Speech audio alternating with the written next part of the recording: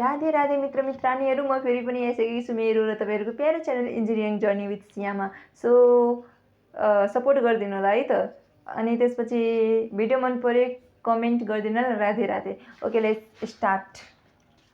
Okay, deflection of beam है त। Deflection of beam हामी हाम्रो सिलेबस वाइज हेर्ने हो भने हामी दुईटाको मात्र पढ्छौँ, सिम्पली सपोर्टेड बीम र क्यान्टिलिभर बीमको मात्र हामी पढ्ने र पछि हामी डिफ्लेक्सन फाइन्ड गर्छौँ।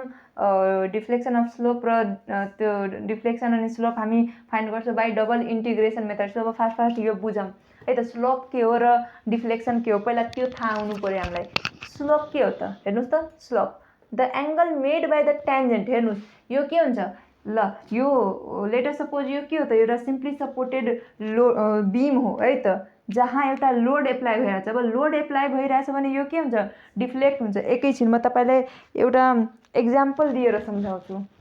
एक्जाम्पल दिनको लागि म के गरौँ डट पेनको रिफिल।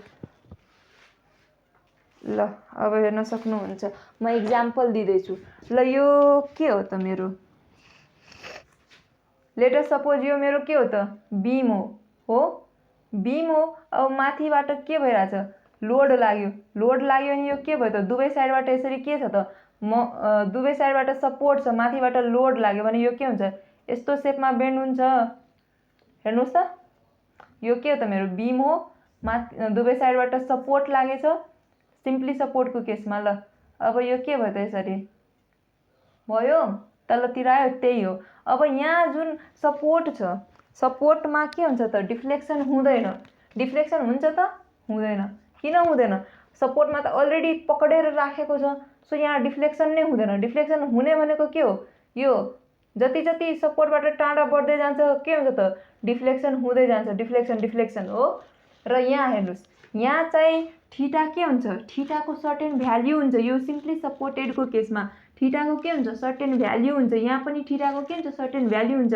तर यहाँ थीटा 0 भइहाल्छ। थीटा किन 0 हुन्छ, ल हेर्नुहोस् त, यो त प्यारलेल भइहाल्यो माथिकोसित। त्यही भएर माथिको यो जुन हाम्रो बीम छ त्योसित के हुन्छ, यो प्यारलेल भ्याल्यू भने प्यारलेल हुने बित्तिकै 0। यो हामीलाई के थाहा छ, हेर्नुहोस् यो जुन यता डिफ्लेक्सन भयो त्यहाँबाट हामीले के गर्यो त, टेन्जेन्ट तान्यो। अब यो टेन्जेन्टले हाम्रो यो नर्मल, यो सुरुमा जुन रिजिड हाम्रो बीम थियो नि त्योसित बनाएको एंगल के हो त, त्यसले न्यूट्रल एक्सिससित बनाएको एंगल के हो त, थीटा। अब तपाईँ पढ्नुहोस् डेफिनेसन के भन्छ, the angle made by a tangent drawn at a point with respect to the unloaded neutral axis is slope.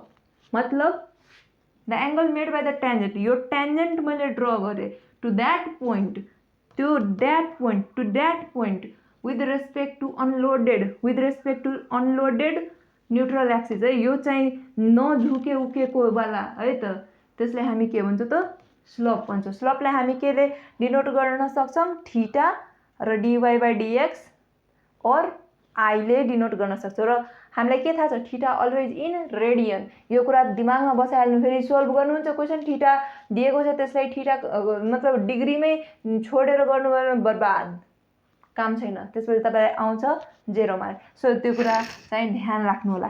अब डिफ्लेक्सन के हो हेर्नुहोस् त। डिफ्लेक्सन मतलब यो भर्टिकल डिस्टेन्स हो। It is the vertical distance of the beam measured before and after loading. यो vertical distance निको त डिफ्लेक्सन हो। It is denoted by Y. र हामीले के थाहा छ, सपोर्टमा अलवेज के हुन्छ त, 0 डिफ्लेक्सन हुन्छ। किन डिफ्लेक्सन हुन्छ हेर्नुहोस्, यसरी म राखेको छु, अब लोड लाग्यो भने यसरी गइरहेछ, यता त डिफ्लेक्सन भइरहेको छैन, त्यही भएर। र यही हाम्रो के हुन जान्छ, बाउन्ड्री कन्डिसन। बाउन्ड्री कन्डिसनमा हेर्नुहोस् यहाँ के भयो। अब बाउन्ड्री कन्डिसनमा तपाईँलाई याद गराइदिन्छु मतलब फर एभरको लागि। ल यहाँ के छ त, ल हेर्नुहोस् त, सपोर्ट छ, यसरी आयो हो, मतलब यहाँ थीटा 0, सेन्टरमा थीटा 0, वाई म्याक्सिमम। तर यहाँ के छ त, सेन्टरमा वाई 0 र थीटाको केही न केही भ्याल्यु छ। सो यति थियो यो भिडियोमा जान्नुपर्ने कुरा। आई होप तपाईँहरूलाई भिडियो मन पर्यो। Do like, share and subscribe my YouTube channel. I am really working hard in a very innovative way. So म चाहन्छु कि सबैलाई हेल्प होस् र तपाईँहरूले नै मेरो यो मनोकामना पुरा गर्नुहुन्छ। So keep supporting. र भिडियो मन पर्यो, do like, share and subscribe my YouTube channel and comment down. Radhe Radhe.